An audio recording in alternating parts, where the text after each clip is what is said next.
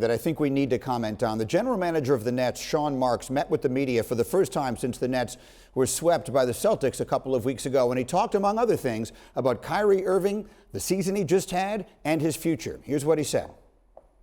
We haven't had any of those discussions yet, so it'd be unfair for me to comment on, how it looks with us and Kyrie, because to be quite frank, he has some decisions to make on his own. So he has to look at what he's going to do with his player option and so forth like that. But I think we know what we're looking for. We're looking for guys that want to come in here, be part of something bigger than themselves, play selfless, play team basketball, and be available. And that goes not only for Kyrie, but for everybody here.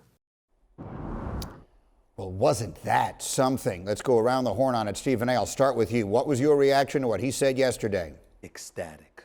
I could not have been happier. It needed to be said. He talked about being available. He also talked that Kyrie Irving had decisions to make. Well, I got news for y'all, fellas. What news, what decisions would Kyrie Irving have to make if there was a max offer on the table?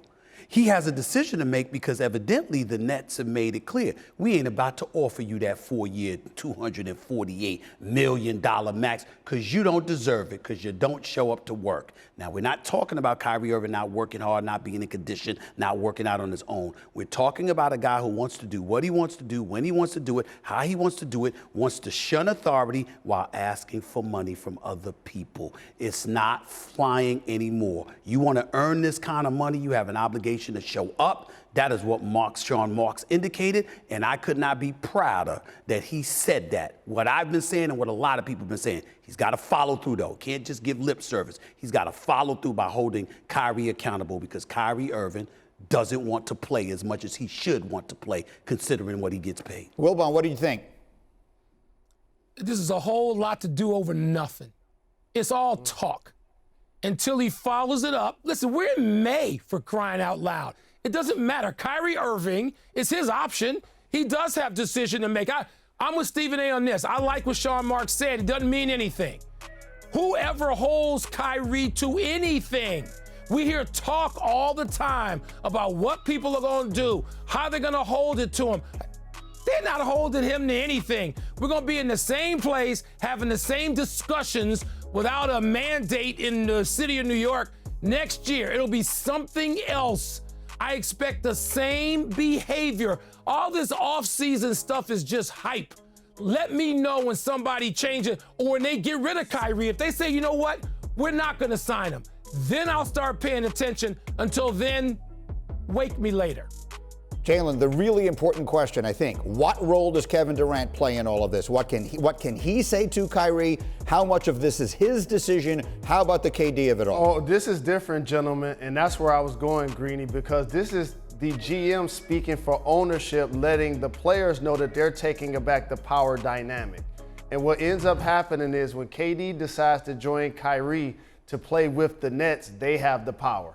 And then they bring in James Harden. You have more power. And then all of a sudden, James Harden doesn't want to be there anymore. They trade for Ben Simmons, and he plays 0 games. And then y'all get swept.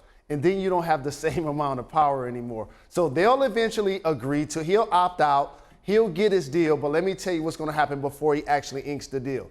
They're going to look at KD and say, Kyrie promised us he's going to be available. You hear this?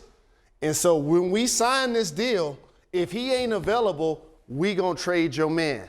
And we told him, let's just make sure everybody on the same page. You couldn't be more wrong. Okay. And the reason why you couldn't be more wrong is because if they give him that money, Jalen, and then he shows an unwillingness to play, nobody else will take him. See, they'll take him with the last year of his contract approaching, but if you commit to him for 3 or 4 years, nobody will take him. It's about this, Greeny and Jalen. Yeah. You go to Kevin Durant and you say, we gave you these 3 years. Who are you more committed to, the Brooklyn Nets organization or your boy Kyrie? That's the conversation you have with KD. You think Durant's going to call him on that? Nobody calls Kyrie on anything. Okay. Nobody calls him on it. Right.